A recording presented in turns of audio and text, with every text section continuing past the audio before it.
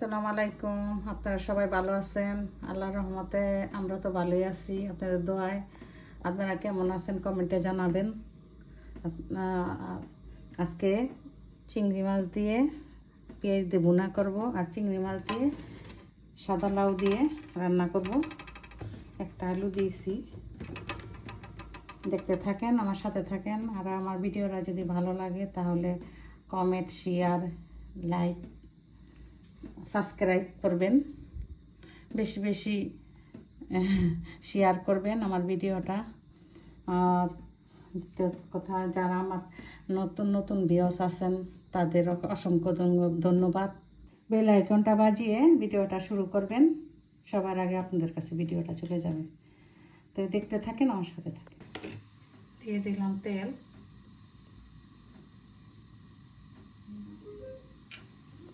দিয়ে দিলাম রসুন কুচি,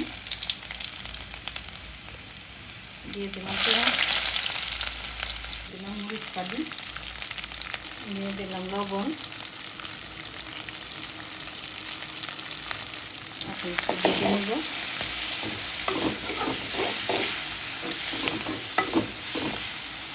বাটা হতেটা দিয়ে দিলাম আদা রসুন,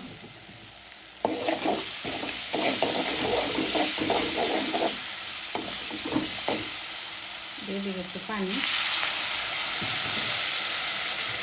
ধনিয়া, জিরা, হলুদ, মরিচ পরিমাণ মতন দিলাম।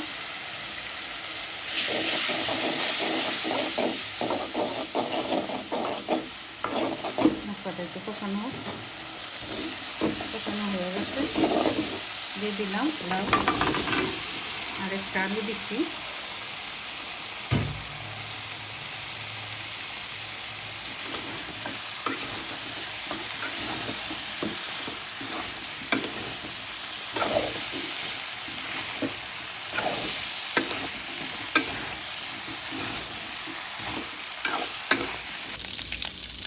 তরকারি দেওয়ার জন্য কটা চিংড়ি মাছ ভেজে নিয়েছিলাম। দিয়ে দিলাম রসুন, দিয়ে দিলাম পেঁয়াজ। চিংড়ি মাছ ভুনা করবো।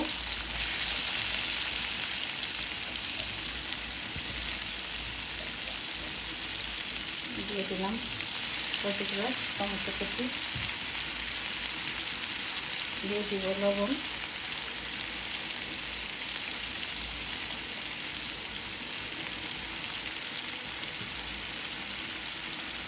একটু ভেজে নেব।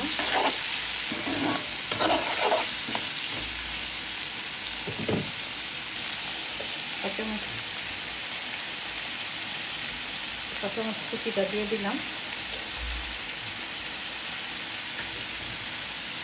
আচ্ছা, দিয়ে দিলাম চিংড়ি মাছটা,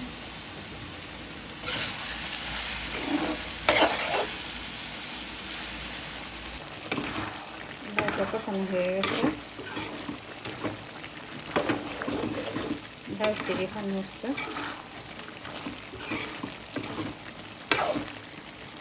দিয়ে দিব জলটা, দিয়ে দিলাম জল।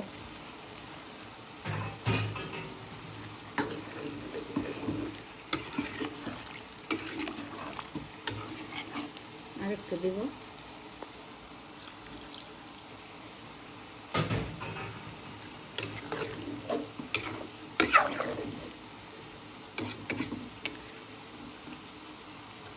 লাউটা সাদা সাদাই হবে। দিব টমেটো, একসাথে সিদ্ধ হয়ে যাবে।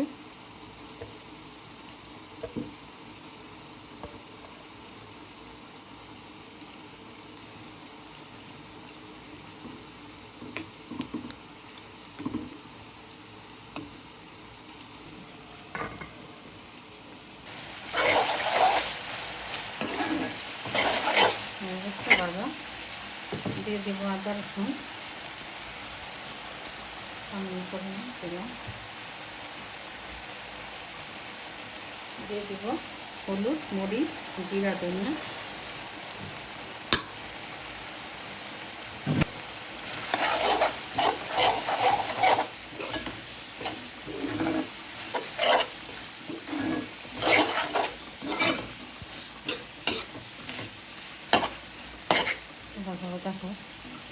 কষানো হয়ে গেছে, একটু পানি দিব, বেশি দিব না।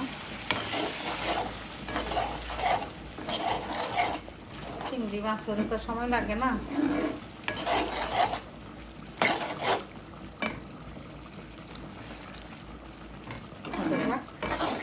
গোটা কাঁচামরিচ, চিংড়ি মাছটা ভুনা হয়ে গেল, দিয়ে দিব চিংড়ি মাছটা করে ভেজে রাখছিলাম। ভেজে রাখলে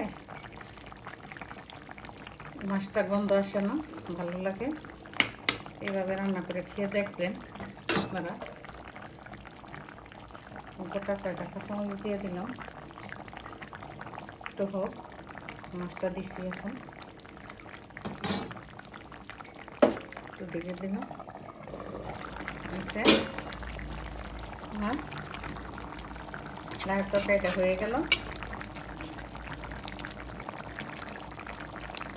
আমার সাথে থাকার জন্য, এতক্ষণ আপনারা আমার সাথে থাকার জন্য ধন্যবাদ, অনেক ধন্যবাদ। আমার ভিডিওটা ভালো লাগলে সাবস্ক্রাইব, লাইক, শেয়ার, কমেন্ট করবেন। আপনাদের কমেন্ট করতে অনেক ভালো লাগে, বেশি বেশি শেয়ার করবেন। ভিডিওটা শুরু করার আগে বেল আইকনটা বাজিয়ে শুরু করে দেবেন। আমার ভিডিওটা সবার আগে আপনাদের কাছে চলে যাবে। আমার নতুন ভাই বোনরা, আমার পুরান ভাই বোনরা সবাই আপনারা ভালো আছেন, কমেন্টে জানাবেন। আজকের মতো এখানে বিদায় নিলাম।